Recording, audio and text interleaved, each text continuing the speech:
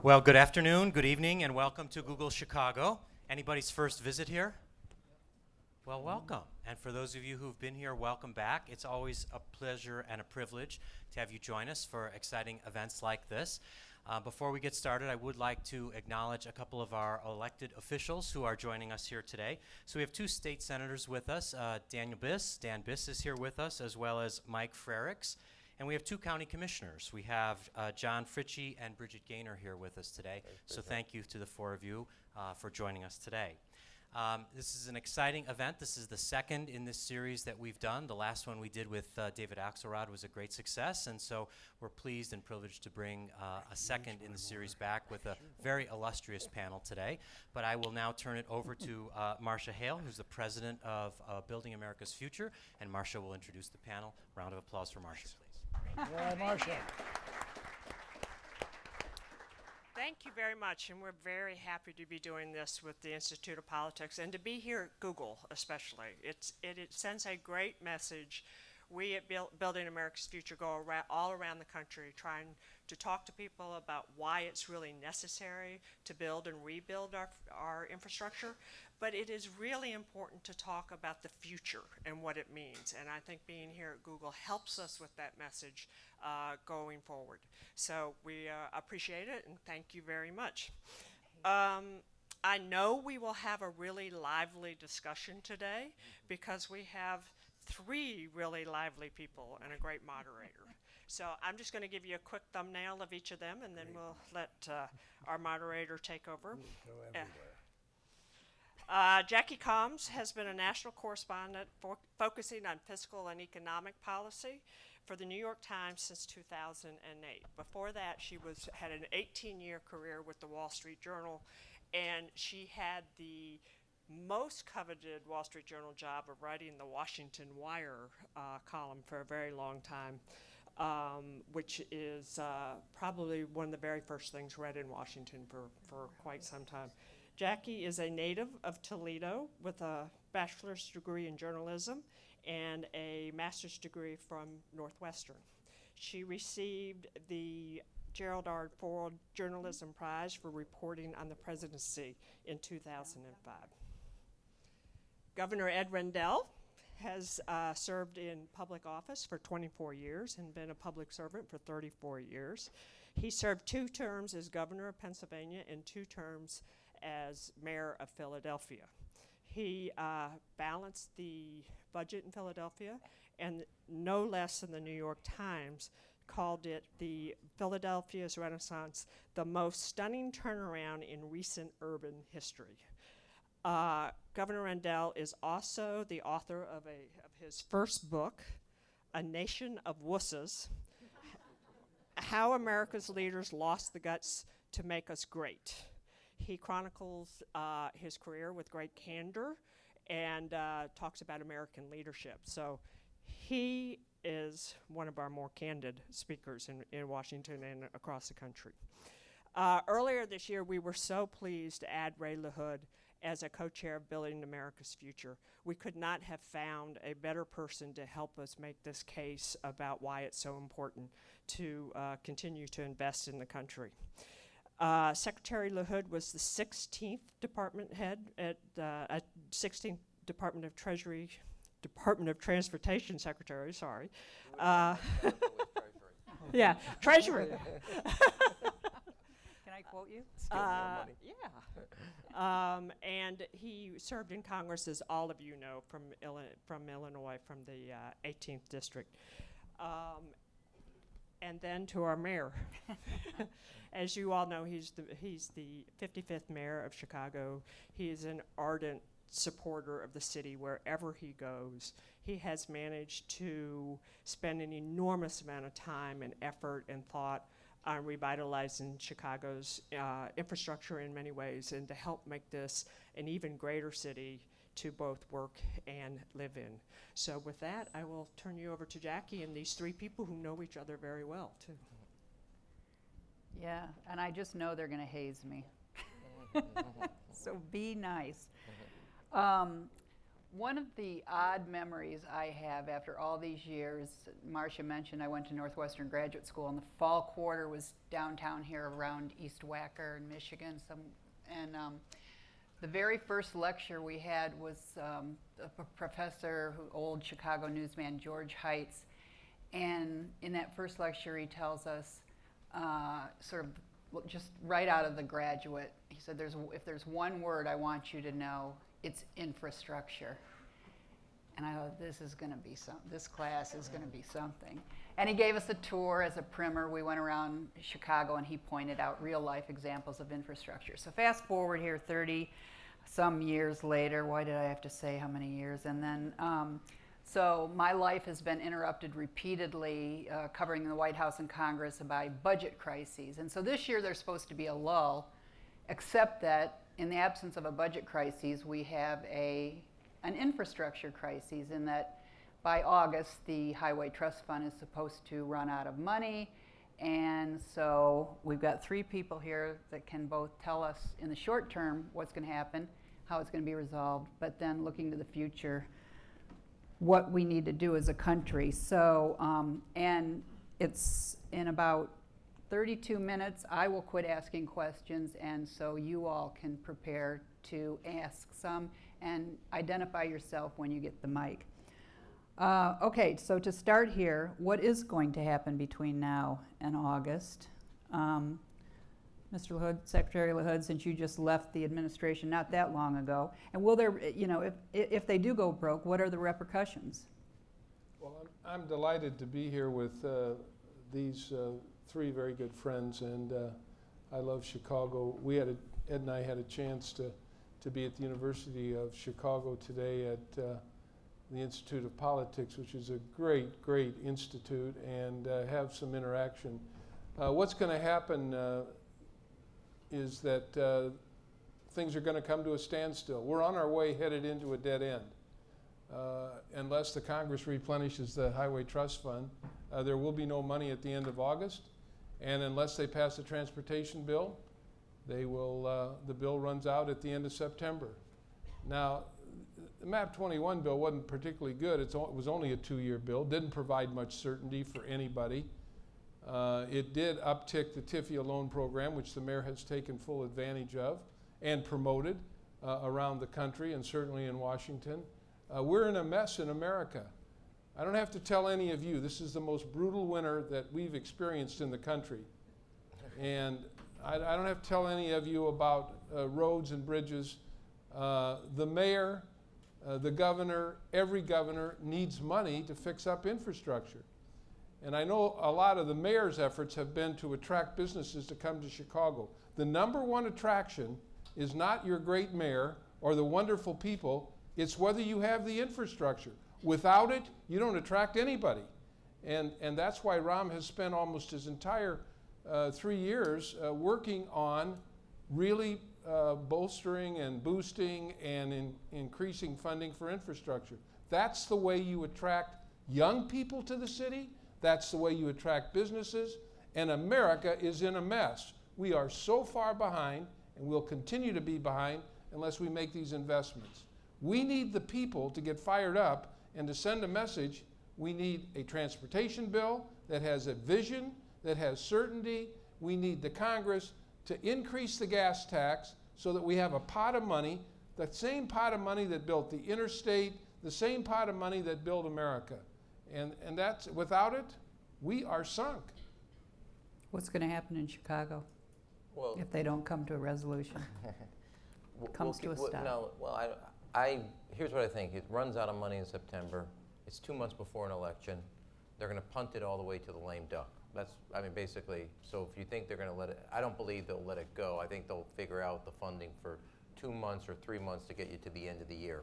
That is what they'll do, because by the end of August, nobody's going to have the political will to figure it out beyond that. I want to echo the importance, obviously, that all of us placed. Ed did it as both mayor and governor, but let me give you a classic example. We're here in Google facility, and I can't thank Google enough for hosting this. They're going to move to Fulton Market on the West Loop area of the city of Chicago. The only reason they could do that is they're they're taking an old industrial ice building, one of the biggest ones in the city of Chicago, was closed. It's about 450,000 square feet. 2 years ago, we opened up the station that had been closed right after World War II. Now, this is directionally, so I don't have it exact for numbers, but prior to that station, there was about, in the 18 months prior to that, about 3 real estate deals in that area at around 45, 40, 50 bucks a square foot. Since that station has opened up, there's been about 47 at about 150 bucks a square foot. Classic example, you could not see Fulton Market, which is one of the hottest areas in the city of Chicago. Tribune the other day on Sunday did a massive story because there's old industrial, people like Google, startup companies, new restaurants, residential. And we have to work out a lot of zoning issues, so it's not all, there's some issues to work between blending the old and new together so you don't lose any of the character. But because of that new station on the green line that's there, Fulton Market is one of, if not the hottest areas in the city. It's a classic example, no train station, a lot of potential. Train station opens up, and it's a beautiful new station, and that potential is being realized in real ways, residentially, commercially, retail-wise, and industrially for the city of Chicago. That's an example to me of how you make an investment that can transform a neighborhood and a community in the city of Chicago. Now we have done, I want to see that also on the mass transit level. You take Red Line South, which we're also, we shut the whole thing down last year, opened it up on time, on budget. The train no longer on the south side runs 15 miles an hour, runs 55 miles an hour, and every station got fixed. That's how you make sure people can get to work. That's how you make sure you can get retail, commercial life in a neighborhood that had been starved of that. And we're about to do that on Red Line North. Now, our road, so at every aspect, whether it's mass transit, and just to give people a context, the reason I focus on that, more people take the CTA in the city of Chicago in a single month than take of all Amtrak nationwide all year. Second largest system in the country. So we have like 3 or 4 big things going on besides the stations. You have Red Line North. We have the Blue Line. We're taking the new Blue, 10 minutes off of the ride from the airport downtown and et cetera, and all the station work on there. We're doing, now we're going to get the funding because of Senator Durbin for the core capacity on Red Line North and the station work there. And that, when I'm saying this work, meaning replacing all the track so it can run at capacity. And we're about, in a couple months from now, going to put something out to do, we move from 2G to 4G on the system. So it will be one of the first systems in the country to have 4G. But it is essential for the economy of the city of Chicago. And one of the reasons Google's adding people in the city of Chicago, one of the reasons companies, Site Selection Magazine, Chicago was #1 for new corporations because of our mass transit and our investment. Not the reason, but it's a contributor for the convenience of a city. And I would also add, while we're talking about mass transit, our bike lanes. Google's going to be putting in their building a bike garage.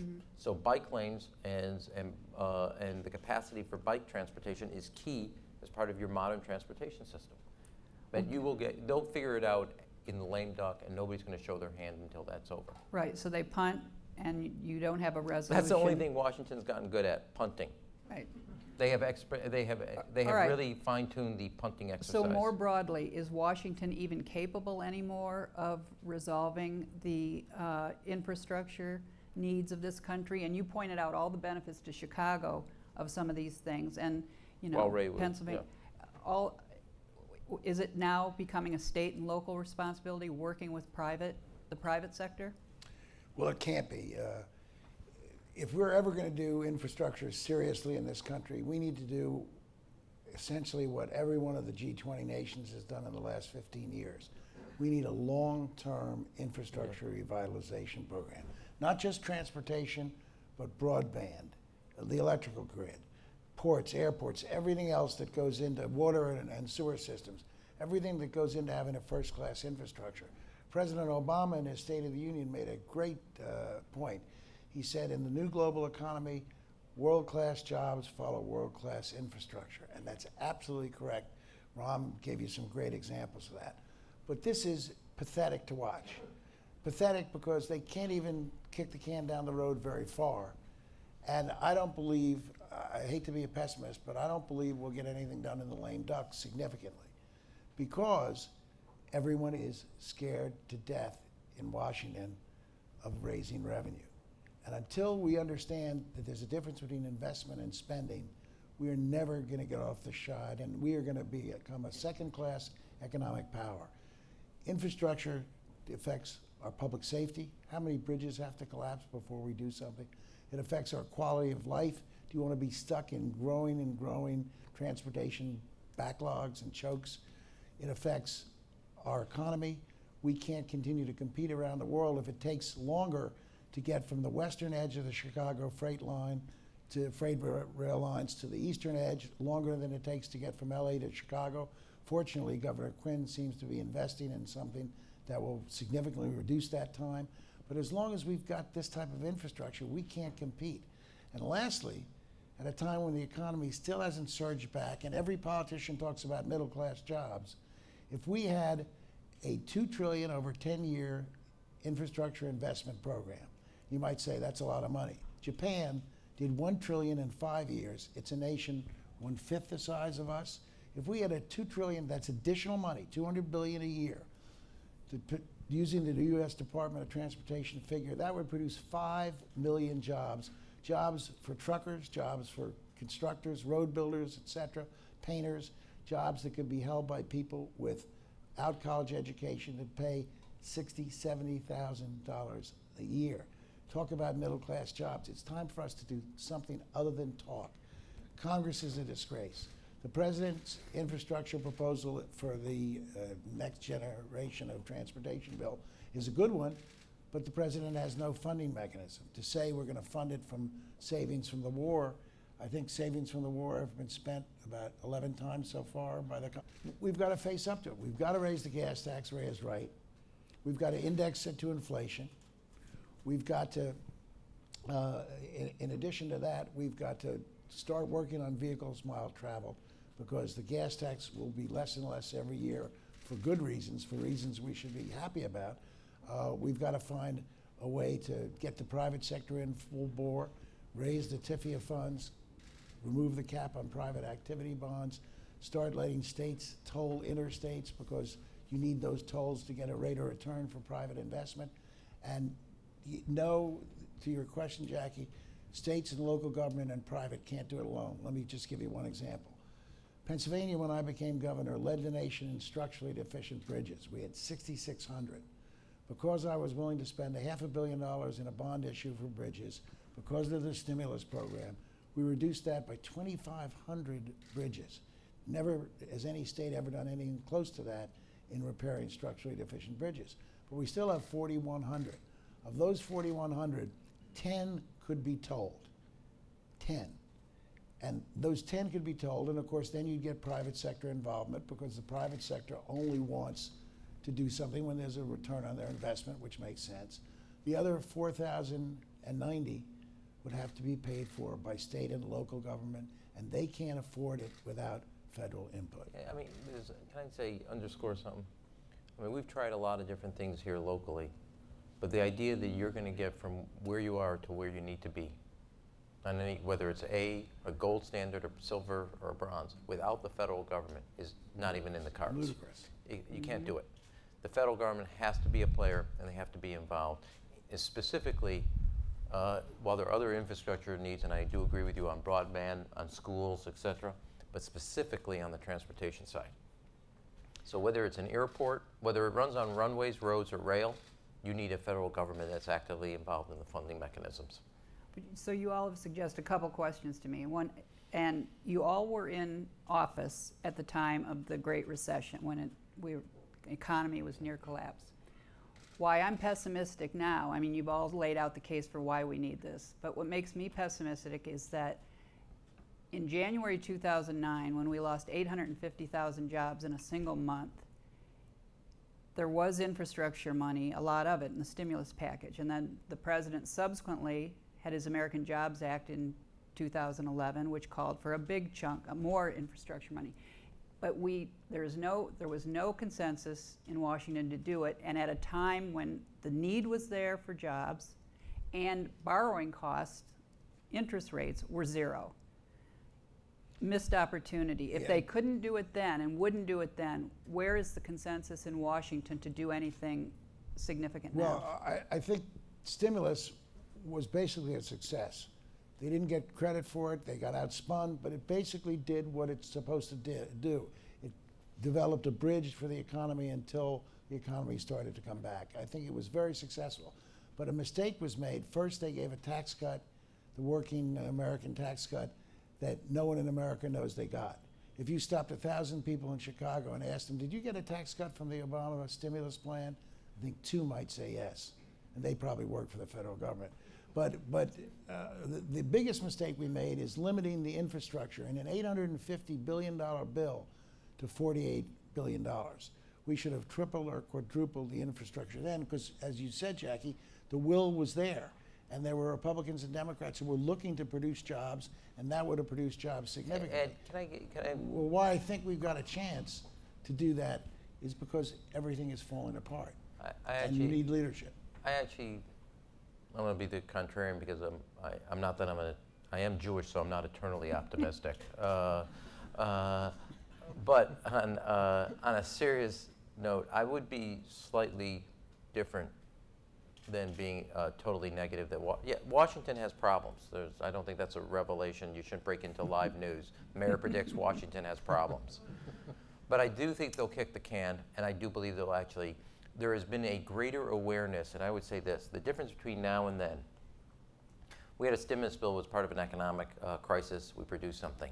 The awareness about the vulnerability of the economy on infrastructure today is much different than it was in 2009 when I was, be honest, when I was sitting in the room, Ray knows this because we were doing the funding on the high-speed rail. We were sitting in the room, and the hours spent on infrastructure versus the overall economy 90, infrastructure maybe 10%. Today, if you have a discussion about the economy and the needs and what it would take to drive it, I would say 50 to 60% of the conversation, and collectively coalesces around the infrastructure. It has now gotten a critical attention that it did not have back in 2009. And I agree with that. So that's why I think the discussion in the not only the narrative, the focus on infrastructure as being a desperate need for the economy and to move it forward is today very different than it was just 5 years ago. I agree with that, but let's assume the Congress does what Rahm says and enacts a 10-cent increase in the federal gas tax and indexes it to inflation. What does that get us? It gets us back to where we were in 1993.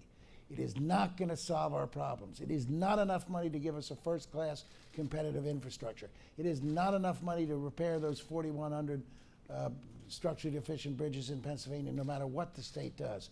I don't know if you saw the papers, but I-495, 4 big piers that hold up I-495, which is a bypass that lets traffic flow on 95, they buckled 18 inches, and 495 is closed. The backup on 95 is now 7 miles. 7 miles. You can't fix the bridges of I-95 for less than $100 billion. We need to get serious. Just doing a bill that gets us back to square one isn't serious. We wrote, BAF, before Ray joined us, we wrote the administration, the president, a letter saying, let's get serious. Let's put the best brains in the country, people with great experience, academics, you name it, together, and let's plan a 20-year program. Because we shouldn't just do willy-nilly block grants to the states. We should think about what the country needs. Rahm is absolutely right. The world is changing. We may not need as much money on highways and roads. We may need more money on mass transit, high-speed rail. Let's do it sensibly. And let's do it, and the president could compile such a task force, give it 4 months to report back to him, and then go to the Congress and say, here it is. We have a chance to regain our competitive edge. The World Economic Forum ranked us #1 in infrastructure. As recently as 2004, we now rank 19th. Let me just say there's a precedent for a lame duck, and it's the year right after Reagan was reelected to his second term. The Congress passed a 6-year bill and raised the gas tax. Conservative president, Democratic Congress. The gas tax, so there's precedent for it. And I'm hopeful that Rahm is right on this. I mean, I do think Congress is going to slop some money from the general fund into the highway trust fund till Thanksgiving, see who wins the election, see who's going to be in the majority come next January, and then hope, maybe spring's eternal here. Maybe they'll do what Reagan and a Democratic Congress did. The gas tax has not been raised since 1993, and half of it went for deficit reduction. So if you have to take part of a 10-cent a gallon increase and give it to get a few Republican votes, to give it to deficit reduction, it might be worth it. But we need a plan. We need a better way of doing things. Can I see? Okay. You want to go to a question? No, you make your point, but I do have a question. On the larger thing, let me Lots say of 'em. though, is there are some innovations that should be expanded. So while we've been talking about road construction, et cetera, which is mainly what's that funding mechanism, what was started a few years ago was this TIFIA loan. Federal government used to pay for it all. So What the does loan TIFIA stand for? Transportation Infrastructure yeah, Authority. right. Okay. So basically, there's 3 projects in the city of Chicago we now have under a TIFIA loan program, where the federal government does like 10% of the funding, then we have a funding mechanism. It actually operates as an infrastructure bank at the federal level. We're building an intermodal facility at this O'Hare.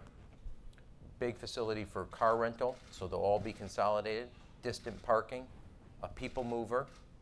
The federal it's going to be about, I'm doing this by memory, I think it's almost 1,900 people to build it. And they're putting like 120 million you approved. Yep. The whole project's about 800 million. So they don't have to do the 800 million like they used to. They do 120 million. But the revenue off the car rental, there's an 8% fee for renting a car. So when you come to O'Hare, you rent a car. That becomes a revenue source to borrow the rest of the money and build it. That's rather than the federal government coming up with 800 million, they come up with 120 million, and you have a new TIFIA program that funds a really important piece that opens up land around O'Hare, which is prime, and it creates one central place, intermodal facility, for car rental, distant parking, and other things that are essential for the city of Chicago. Classic 3P. Classic. All the way on the south It'll side. be a model. That's all the way on the northwest side. All the way on the southwest side, on the 95th Street station, it's the second busiest rail station in the Chicago system. We finished the Red Line. The 95th Street station will have very improved retail services. That they're putting, I'm doing this by memory, so it's poor, but it's a couple $100 million project. I think you guys are doing around like 50 to 75 million. I don't remember. It's a fraction of the cost. The retail and the revenue off of retail will be the revenue source to pay back the rest of the loan to build that station. It's the second busiest station. It's all the way on the south side. That TIFIA loan program is a major innovation so thinking of new ways to take dollars and Talk stretch about them. Tiger real quick, just the 3 or 4 projects. Because again, if this is innovative, Riverwalk. Right, I'll give you 2. Well, today, the Tiger grant, we just recently applied. It's a specific grant that are special projects, and now those are different than loans. So down in Bronzeville and in Kenwood, very important neighborhoods in the city of Chicago, are blocked from getting to the lake. So we're using, our application now is for building bridges over Lakeshore Drive into the lakefront. And it's specifically to help things like that. On Tiger grants, we got Tiger grants for the original Blue Line in Logan Square building. Things that are critical national importance or regional importance to the economy. That's been grants. 2 new innovations under President Obama that should be dramatically expanded to help on the infrastructure that go beyond this road. And I would say, here's the one thing. Your growth in your economies are in the city. The highway bill is built when we were building our suburbs. Mass transit needs to be a critical component of any new infrastructure because the population growth in the city, in America, is coming back to cities, and to do what you need to do, there has to be a recalibration of roads and mass transit, and the Highway Trust Fund is very primarily focused, we're paving a lot of roads. It was created originally, Ed, if you go historically, when America was moving to the suburbs. They're now moving to the cities, and if we're going to stay with the population and economic growth, we got to be focused on mass transit out of at least some part of our infrastructure investment strategy. Well, it all comes down to financing. I want to get back to what you said, Secretary LaHood, about the Reagan example. Ronald Reagan raised taxes in every year of his presidency except the first one. but you wouldn't get the Republicans in Congress today to know that, let alone I have admit to it. interrupt you, Jackie. I did a show with Sean Hannity once when I was still governor. I pointed out that Ronald Reagan raised taxes 11 times. Sean Hannity said, no, he didn't. I said, Sean, he raised taxes 11 times. He said, no, he didn't. I said, Sean, you can look it up in CBO and OMB Right. records. No, he didn't. Yeah, They just deny. right. $187 billion a year by the end of his administration. Anyway, but the fact remains, Kind of like having a discussion with your the- kids. is there, That's just not true, Dad. I'm telling you, it's not true. How come they always win? The kids part. the Republicans today are not going to raise taxes for infrastructure or anything else. Is there a consensus, though, among them on how you would finance infrastructure? Or is there even a consensus that the federal government has a role? And this is important, not just because they control the House today, but come January, they could control the Senate as well, possibly, so the entire Congress. What is the consensus position in the the congressional Republican There ranks? is none. No, the answer is there is none, but elections make a difference. And we've seen what's happened in these primaries. Some of these Tea Party people will not be back. And we'll see what happens in November. We'll see if people who come to Washington to get things done, people that have a vision, prevail. And if they don't, then we'll be right back in the mess that we're in right now. But if people are elected to work together, that have a vision, that have the courage to do what's right for America, to make America number one, maybe we'll make progress. That doesn't exist right now, but that's what elections are about. That's why Ed and I and BAF are going around the country trying to persuade citizens, you need to get involved who you send to Washington. You need to send people that are not the naysayers, are not against government, are not going to vote no on everything, but have a vision, have a little courage, take a chapter out of the book of what the mayors and the governors are doing, making things happen. And Jackie, ironically, infrastructure used to be a big Republican issue. Jim Inhofe, arguably the most conservative member of the Senate, said at a hearing, he said that spending on infrastructure is the second most important thing the government can do beyond spending on defense. It was a traditional Republican issue, and look what's happening in the states. Governor McConnell switched from gas tax to sales tax, but dramatically pumped up revenue.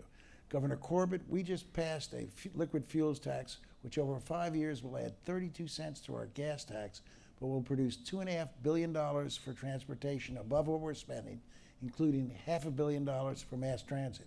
$500 million for mass transit. The Wyoming legislature, all Republican governor, they increased their gas tax 15 cents because they needed to support new road buildings because of the shale trucks that are coming down. So some Republicans get it. And remember, the good news is we don't need 100% of the Republican votes. What we need is leadership. And the reason I'm pessimistic about anything real getting done is because I think this is going to have to wait, unfortunately, to a new administration. And the new president, whoever it is, Republican and Democrats, has to go to the Congress and say, look, we have to do this. It's crucially important to our future as a country. And I'm going to lead on this. I'm going to take the weight of it. But you've got to be there. And I think if that happens, we have a chance to do something real. And 10 cents indexed to inflation is better than nothing. But don't let anybody convince you that that's the answer to our transportation infrastructure problems or our overall infrastructure problems, because it isn't. Nobody should lie to you. Well, especially since we're here at Google, I want to get to other kinds of infrastructure than roads and bridges. Let's talk about broadband. This president has made it a goal to wire the country. Where do we stand on that? What more needs to be done? Do you want to go, or do you want me? Go ahead, Ron. No, I can't speak to where the national goal is. There were some additional resources in the stimulus bill. Right. Yeah, there were some. A lot of it get caught up in percentages normally, which is when you're dealing with Congress on rural versus urban versus suburban splits, which gets you all on that last mile and why it's so expensive. There's been, dramatic gains at the school and the library level. on the broadband.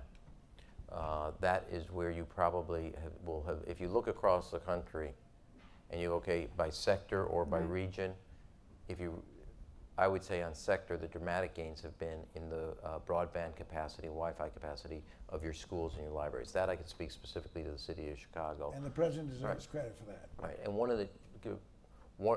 our library system was just rated back in December by a German organization that did an analysis around the world. Chicago's library system now is #1 in the United States, #3 worldwide. And one of the driving factors was technology. Classic example, if I can, is if you have a library card, which is totally free, you can go online, live chat, any computer in the country, anywhere. Kindergarten to calculus, any subject. Only the Chicago Public Library System can do it. And we have makers labs throughout the library system. We actually, at Harold Washington on Wednesday nights, we turn kids away. There's not enough room. Now, have you ever seen turning kids away from a library? And so we've done a lot on turning our libraries because of technology into 24/7, not 9 to 6 because of bricks and mortars. And if you look across the country, more and more of that's been done both at schools and at libraries. As a overall, I would say our 4G capacity as a country is much better where you look at where we were 10 years ago. We've actually surpassed, a lot of people were writing the sun was setting. Actually, the United States has passed Europe up for a whole host of reasons because of the FCC decisions and other decisions. I'm going to turn to a rapid fire round before I go to the audience. I want you each. Should we just give you our answers before the questions? Yes. I don't agree with Ed on that one. Rahm. Go ahead, Jack. Now you almost made me forget my question, but I've got this. Tell me, we're talking about what the needs are for the 21st century, yet I think you can all point to an example of the fact that we're still relying in some cases on 19th century infrastructure. I want you to give me your favorite example. And is it true that Philadelphia has wooden pipes? Water mains. Virtually every city east of the Rockies has water mains that were laid, some in the 19th century, some early in the 20th century. We just had during the recent winter, we had a 58-foot wide sinkhole that was caused by a water main break. Those mains were laid in 1897. And that's not an exception, guys. That's more the rule than an exception. It's a disgrace. Do you want me to pick up on that? Chicago.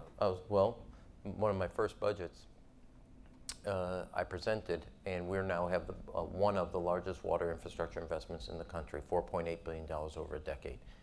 Every water pipe is which is 900 miles, and I'll tell you a funny story about this, is that's 100 years or older. So some are already 100 years or older, and some over the next decade. All 900 miles will be replaced. 670 miles of sewer will either be replaced or totally relined. All 167,000 catch basins on the side, totally rebuilt. We have the 2 largest water filtration plants in the world, and those will be built top to bottom. And by the time we're done, it will be the equivalent of 2 years' worth of residential water use that we used to lose through leaks and water pipes will be conserved. How are you paying for it? I raised the rates. Okay, And now see, there it goes. You have to invest. See, I in told doing you I should have something. You have disagreed to produce beforehand money. because this is what happens. I interrupt before I even. So here's the deal, No, though. but it's a great point. 18,000 people going to work, totally rebuilding it. And you can see it in all our residential streets, and then repaving those streets that you put it on, so you're getting repavement. So they had for me to approve this, the head of the water department had to give me a 10-year plan, how many miles each year, da-da-da-da. So in one of the reports, the first year was 70 miles of water pipe. In one of the reports, about 2 months after we had voted on it, passed 50 to 0, we're launching it. About a mile from City Hall, they had pulled out a tree trunk, which was a hollowed out tree trunk, which was a water pipe. But in one of the reports he wrote, we're on track to hit all 69 miles. Now, I put a lot of political capital to get this thing passed. I won't say, since we're in public, fully what I said on the side of the margin of the memo. But I told them, in no uncertain terms, 69 miles is not 70. I'm leaving out a lot of colorful language. And so I have in my office the wooden pipe, hollowed out, with a brass plate right on the mouth. 69 does not equal 70. But we are on track and that's not wrong. And you can actually see the history of the city's growth. The closer you get to downtown, more wood. As you go to the newer sections, meaning more recent, and they last. And the thing is, we're laying broadband pipe and other things as we pull up the road to take care of the future. And it's essential. Water is one example, and we've done it on our own. And then this was a lesson out of Clinton. 1993, the reason Ed's always going back there, and Clinton will tell you this. In the negotiations in Congress when he increased the gas tax to pay, that was the last time it was increased, he had it indexed, he pulled it out, and he was very upset that he pulled it out. And that's why it's been stagnant. And we've indexed ours so nobody has to play with the politics of this decision ever again. So there's always a funding source to keep building our water infrastructure in the city of Chicago and keep it at world-class levels. Secretary LaHood, you have the whole country as a former cabinet secretary to pick the most eye-rolling example of like retrograde infrastructure in the country. I think our bridges. You know, a lot of our bridges were built 50, 60, 100 years ago. And it's disgraceful that people have to travel on some of these bridges. They need to be repaired. Some need to be replaced. It's probably the worst infrastructure in America right now. And in some instances, unsafe. Okay, real quick, when you meet foreign people, visitors, as you often do, what's the most embarrassing thing about the infrastructure of the United States? Train travel. It's just embarrassing. I rode on the Japanese maglev in November, 314 miles an hour, 6 inches above the ground. You can stand up and write, standing up, a note without your hand moving an inch. It's incredible how good it is. The Acela, which is the fastest train we have in America, can go 160, but because of the track curvatures, it averages about 87, New York to Washington, New York to Boston. It is, and it rocks and rolls. When it gets close to its top speed, you can't see, no less anything else. To put a European or an Asian on our trains, absolutely embarrassing. I agree with that. I think that anybody that's traveled the world, when I was at DOT, we visited about 20 plus countries looking at high-speed rail. And we're a joke when it comes to high-speed rail, thanks to Rahm and the President and Vice President Biden. We're a joke thanks to Rahm? No, Thanks to Rahm, $8 billion got put into the stimulus bill. I know what you meant. I don't take their cynicism that way, right? I don't either. Yeah. $8 billion got put into the stimulus bill, thanks to him and the President and the Vice President. $8 billion times more than we've ever had in America on high-speed rail. And this is what the people want, not just a few people in Washington. This is what the people want, and our, we're starting, but we have a long way to go. I would say this to finish. One is I'm going to stand up for our city. First of all, we have a world-class airport. You come to our airport, it's the closest thing you're going to find in the United States to something you find. You go to our international terminal, 20 minutes to get in and out now on customs because we put kiosks and systems there. People Mover in Terminal C was broke yesterday. People Mover. Well, good, because I'm going to shut it down. and let me say this about Philadelphia. We got a people mover in our O'Hare Airport, Ed, unlike Philadelphia. Okay? I'm joking. Well, I'm just joking with you. It was broke yesterday. It's a good airport. It's a great airport. We have a good mass transit system that needs the investment. The most embarrassing thing you have if you have a visitor come here is, especially after this winter, is our potholes. And while we're doing 300, look at that, you can see. Lots of nods of approval yeah, well, there. in 2011, we did 175 miles. This year, we're doing 355 miles on a 4,000-mile base. So we're shy of 10%, but if you compared us to other cities, that's a massive amount. On the other hand, there's another 2,000 miles we have to do. And we can't get there. That's a direct hit without state and federal money. You can't do it on our own. And just to give you a quick on scale, the $8 billion the Obama administration put into high-speed rail is infinitely more than anybody else did. To do high-speed rail from Washington to Boston, it's about $180 billion. Okay, Rahm's getting jittery. The mayor's getting jittery. Both his knees were going. He's got to run at 6:30. There's a mic right there. You know So- I got to run. It's his anniversary. Yeah. Can you imagine? The long-suffering can you imagine Amy Rule. being married to Rahm for 20 years? Poor Amy. Can you imagine living with me for 54, which I've done? That's big of you to Yeah, admit that. yeah, All it's right, hard. so I'll just leave it to my assistant there to get the questions out. And please identify yourself. Lauren Taylor, my only qualification, I guess, for being here, a resident of the South Side who's scared to drive under a viaduct these days. Yeah. Had a chance to ask this question this afternoon at the University of Chicago to our esteemed guest here. I'll direct this to the mayor. Can you give us your insight to the politics of allocation? When we're talking about building our infrastructure, how is this process going to be transparent, accountable, and equitable, that it gets really spread out? Sure.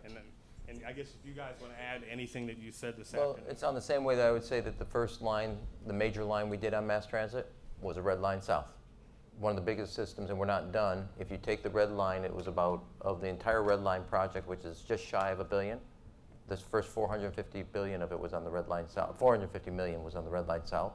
The next 200 million, which will be started in August, is the 95th Street station.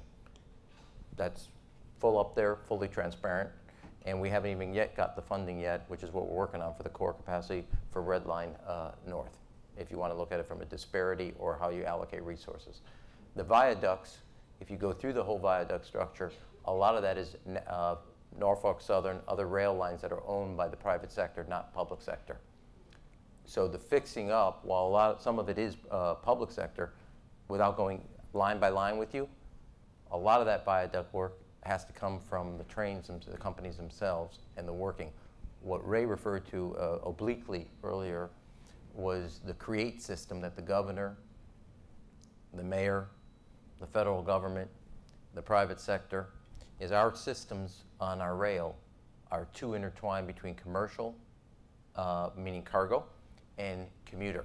And the whole CREATE system is undoing that. So when what was obliquely said as a joke, it takes about 3 days to get from New York or the East Coast to Chicago by rail cargo. And 3 days from Chicago to LA. And 3 days from the south side to the northwest side. And so the splitting up and literally redoing that lines, so one, they come over between cargo and commuter, is mainly being done actually when Ray was in here on the south side. And some of that includes some of the underpasses and overpasses that you're talking The about. largest Tiger grant ever given was Right. given to the city of Chicago, Yeah. $100 million, and that went to the CREATE program. And since that, even subsequent, we gave additional Tiger money to the CREATE program. It's so important to unclog the rail system. And look, and I want to give Important Rahm for the credit. country. I want to, yeah, and the country. I want to give Rahm credit on this, because when we were discussing this, this is when he was not mayor, but when he was chief of staff, he made it clear, we have got to fund the CREATE program if we're going to unclog our rail system in America. And we're starting to do it. Listen, when Ray was secretary, I was there so often they just gave me an office. It was easier. Another question? Hi, happy anniversary. I'll pass that on to my wife for you, so thanks. My name is Robert. I'm a second-year history major at the University of Chicago. And I guess, as you said earlier, Republicans, they really don't like raising taxes, and they don't want to raise taxes for infrastructure. Well, President Bill Clinton, Representative John Delaney, Senators Michael Bennet and Roy Blunt recently proposed a bill that gave U.S. multinational corporations who have been withholding trillions of dollars in profits, holding out for a tax break. They recently proposed a bill offering a repatriation tax holiday, provided that they purchase bonds for infrastructure. Is there any chance that would reach a consensus?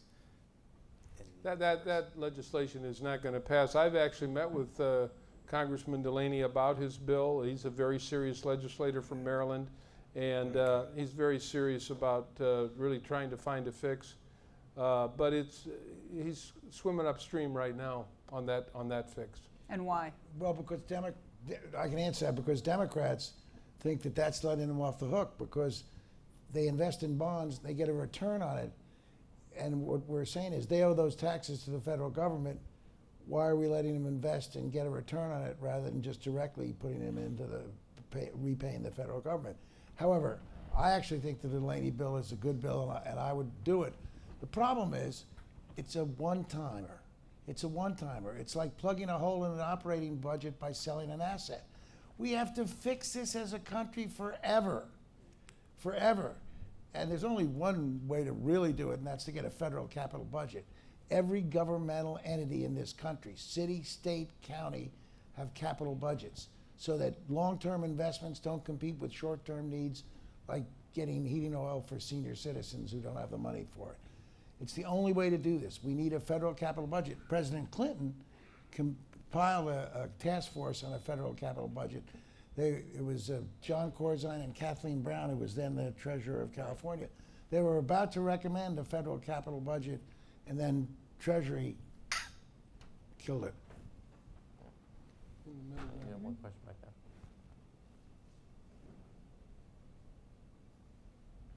there. Mr. Mayor, what is the time frame for the big? Who are you? Oh, Kenneth Newman, Hyde Parker. What's the time frame for the new red line south of 95th Street? Was when the 95th Street station's work starts this August, it's built on the north of 95th Street and on the south with the prospectus that you're actually going to extend then the line. And there's already, well, there's a lot of conversations about what's going on the red line north. There's already land acquisition going on and planning for that extension. But make no mistake about it, if you're going to do it, the federal government, I don't mean to look at both Ray and Ed, but the federal government has to play a major role in it. But we're already doing the kind of preparatory work. Now, I don't want to lose sight about the fact that in addition to the 95th Street station, so the way it will be built in 2 years is with the assumption you're going to do red line extension work. But we also have, on the red line, which is the old, 38% of the people that take public transportation in the city of Chicago take the red line. It's the biggest system we have of the whole system. The stations on the north side were built in 1909 when Teddy Roosevelt was president and the Cubs won the pennant. That's how old it is. And we have to rebuild the entire track and the station work that goes into it.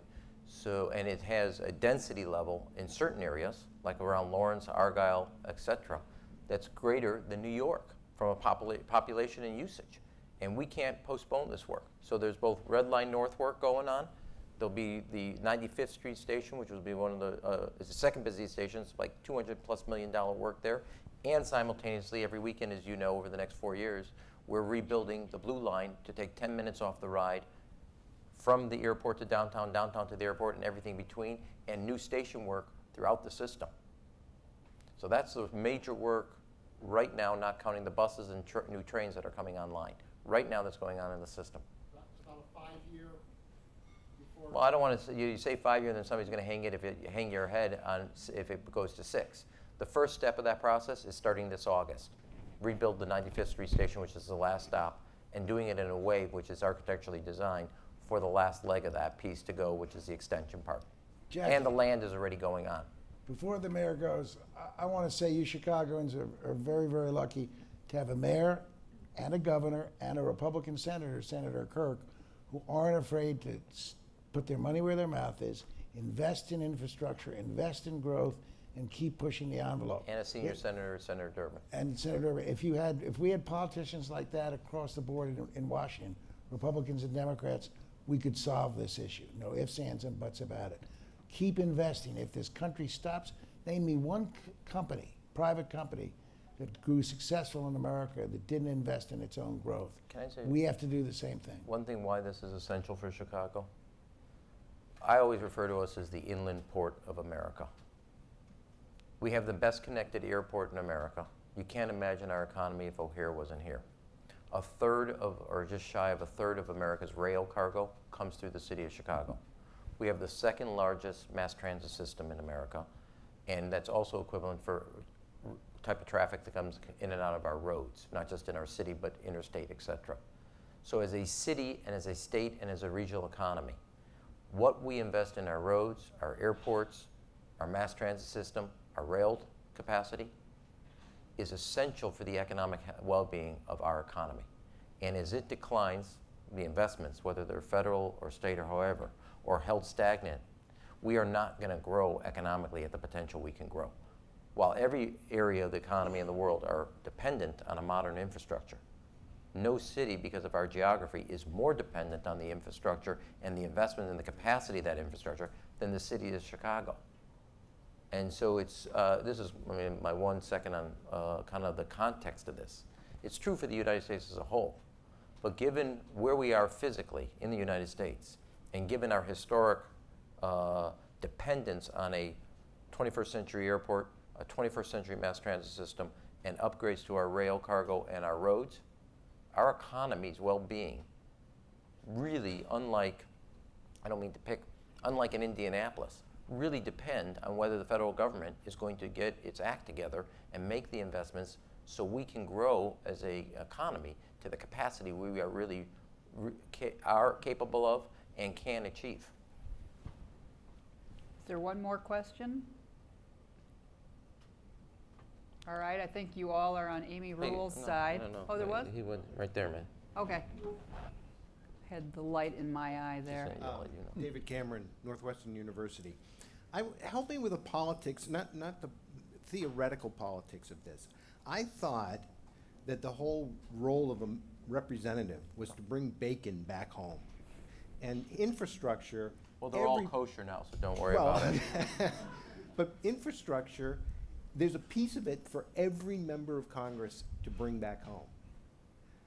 Well, look Why- at that. why That's the aren't- debate why- that's going on in Mississippi right now. Okay. You have a 40-year, having served 40 years in the Senate, and the debate is about whether the people want a young, aggressive, Tea Party-like senator, or they want somebody who will be, if Republicans take control, which they possibly could, the chairman of the Appropriation Committee, who's looked after taking care of the people of Mississippi and their issues, whether it's their port, whether it's their roads, whether it's their bridges, whether it's the sewer, the water, new whatever. That's the debate that will also, Go ahead, I'm just putting my hand here because I want to add something to you. that will also take place on many elections. What happened the last 2 election cycles?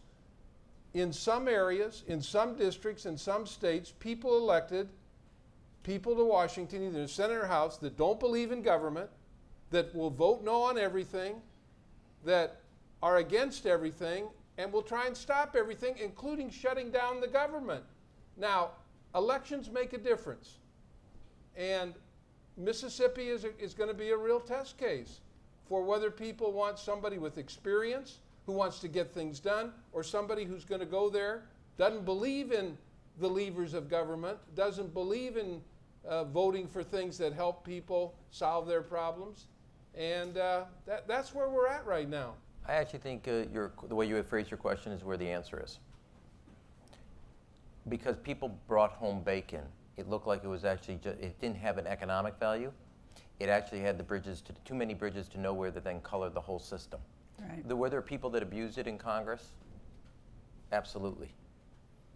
And so when your question actually, the way you framed it, underscores why there hasn't been certain political will.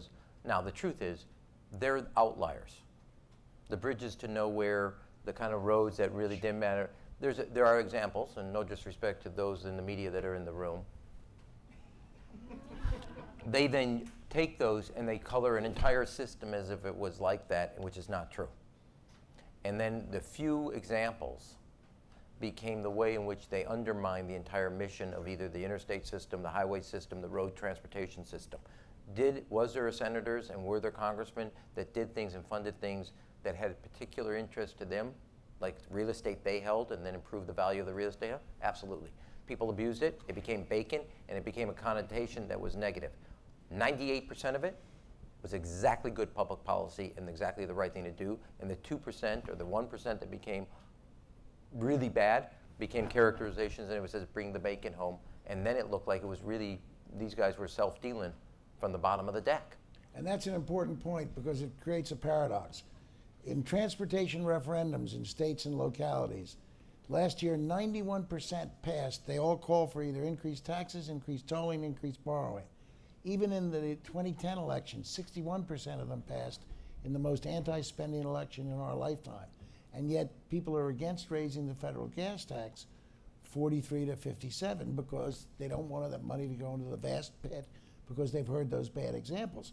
What we have to convince them of is there's a cost of doing nothing that exceeds the cost of raising taxes. The Texas Transportation Institute says every American who drives spends $818 a year, lost gasoline in congestion, repairs to cars from potholes and the like. $818. A 10-cent increase in the federal gas tax if you're an average driver probably costs you $130, $140 a year. The cost of doing nothing exceeds the cost of doing significantly something. Yep. Well, Rahm, tell Amy we said hi. Happy From anniversary. you, exactly, Jackie. I would hope. Oh, yeah. So thank you very much, everyone, for your attention and your questions, and thanks to this panel. I leave as I want to thank pessimistic as I came in, but to the Institute of Politics and Google, thank you, and to the organization that Ray and Ed are doing, and Marcia. It's really essential because to the first point, I want to say this. If there is hope, which I do have in the lame duck, it's because of the concentration and focus on this one topic at the expense of others about what it means for the economy. You'll not get from here to there if it's just a litany of things about what this can do. And I think there's a new awareness. And the truth is, 5 years ago, Jackie, you wouldn't be doing those forums on infrastructure. It's the fact is it's now getting a concentration and attention that could actually convert it into action. well, I don't agree with your premise, but I don't want to. I mean, more than 5 years ago, we had the Minneapolis bridge collapse. People died, and that for we had 30 days we were interested in infrastructure. Right. Boom, over. For Yeah. 30 days. Because it got built. That bridge got built. And then the stimulus, and we had anyway. We could talk in circles. I won't do that. I'll let you go. Thank you, Google. And especially you.